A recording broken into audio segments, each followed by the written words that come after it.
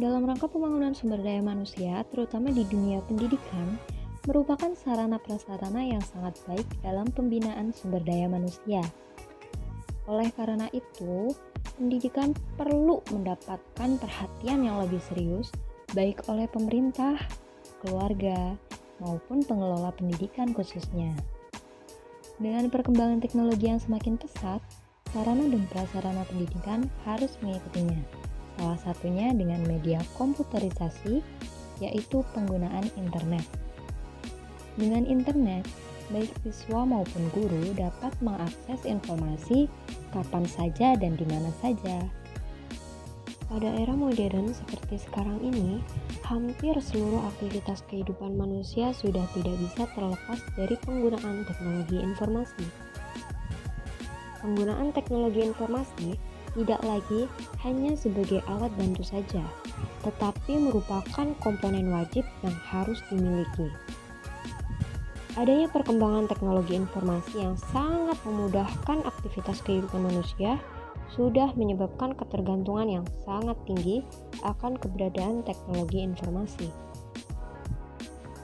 Teknologi informasi ini merupakan suatu teknologi yang digunakan untuk mengelola data dan informasi, termasuk di dalamnya memproses, mendapatkan, menyusun, menyimpan, serta memanipulasi data dengan berbagai cara untuk menghasilkan informasi yang berkualitas.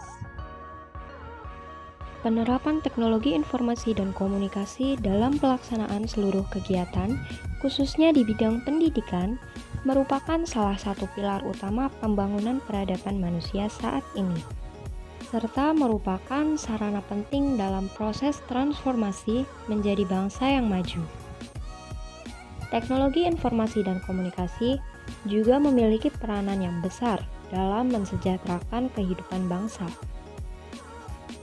Teknologi informasi dan komunikasi juga akan meningkatkan kemampuan dalam mendorong terciptanya kemandirian bangsa dan peningkatan daya saing nasional. Contoh pemanfaatan teknologi informasi dan komunikasi salah satunya ada di bidang pendidikan, yaitu penggunaan e-learning.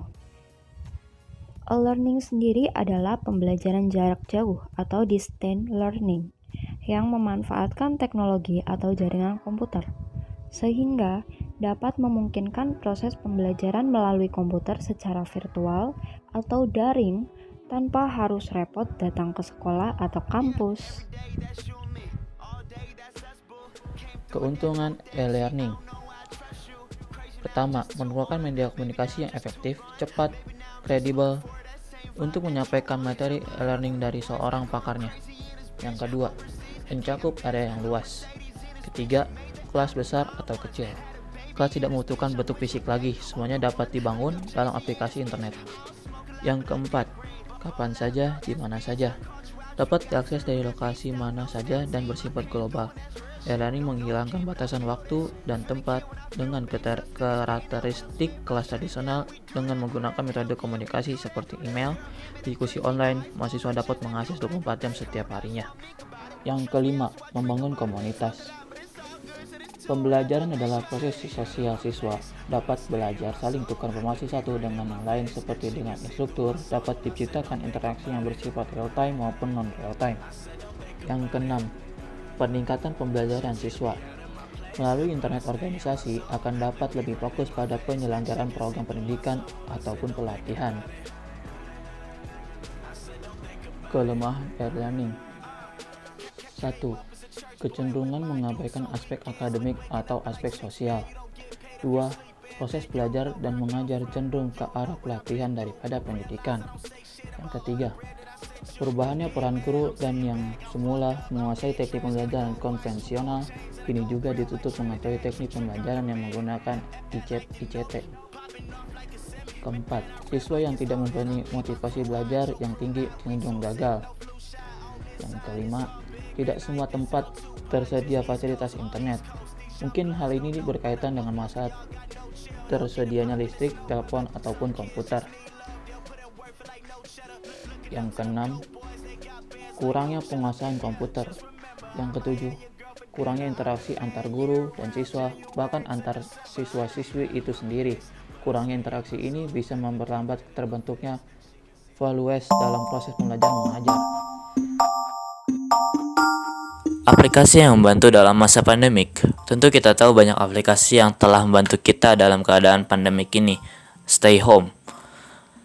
Banyak juga aplikasi yang telah membantu terlebih dalam bidang pendidikan dan perkembangan e-learning. Aplikasi tersebut seperti yang sudah kita ketahui ada Zoom, Microsoft Teams, Hangout, Skype, dan banyak lagi. Kali ini kita akan membahas tentang Zoom dan Microsoft Teams. Yang pertama ada Zoom.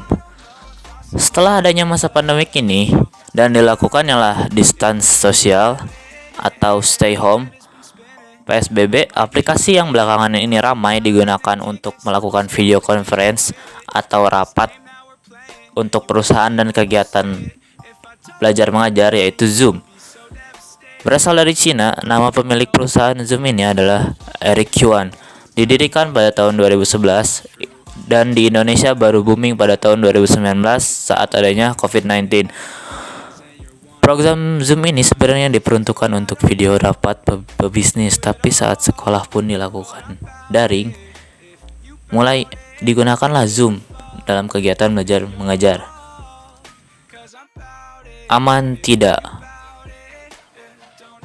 Ada kasus pada Zoom, yaitu ada Zoom bombing dan pengiriman data. Zoom bombing yaitu adalah aksi pembajakan yang dilakukan oleh orang yang tidak dikenal dan troll yang memuntahkan kebencian terganggu oleh pembajakan konten dewasa. Yang kedua ada pengiriman data tanpa izin ke Facebook.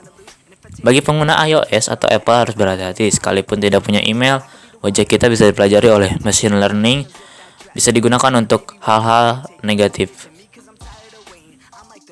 Langkah keamanan Zoom. Tentu masalah privasi itu sangat penting ya, apalagi kalau meeting hal serius seperti pejabat negara, perusahaan, atau organisasi. Pihak Zoom akan menyetop pengembangan dan akan berfokus kepada keamanan. Eric Yuan mengakui bahwa platformnya telah gagal memenuhi harapan privacy dan berjanji akan langsung di-fix dalam beberapa pekan yang akan datang. Kemudian ada Microsoft Teams. Microsoft Teams adalah sebuah platform komunikasi dan kolaborasi terpadu yang menggabungkan fitur percakapan, kerja, rapat video, penyimpanan berkas, dan integrasi aplikasi. Aplikasi ini terintegrasi dengan langganan Office 365 dan juga dapat diintegrasikan dengan produk selain buatan Microsoft. Jadi kalian jika mempunyai Office 365, kalian tidak perlu lagi membayar untuk Microsoft Teams karena sudah sepaket. Tahun rilis aplikasi ini yaitu pada tahun 2017.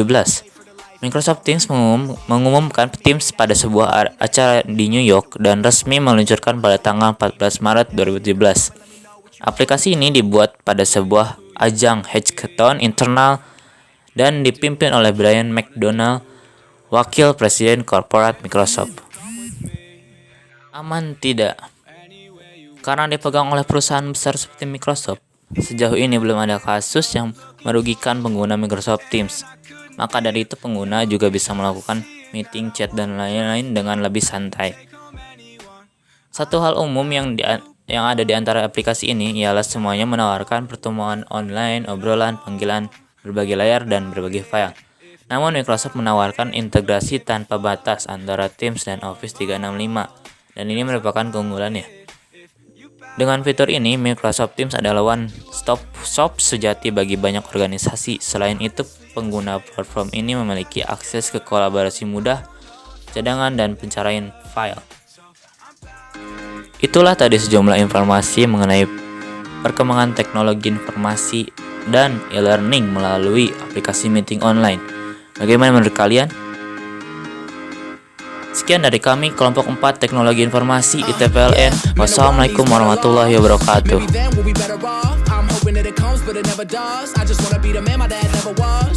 Hear my music, it's all soul. Just got new grills and they all go. So I got that beef. with the po-po. They don't like my style, no, no, no. I don't really give a damn, I keep steering. Switch gears and the fans just keep cheering. No interceptions, no interference. I'm on an A-team, no Ed Sheeran. I'm headed for the stage now, they clearing all the bad women in the building. Man, there's bad women in the building. Let's get it started tonight. This one's on me. Let's go downtown tonight. One shot to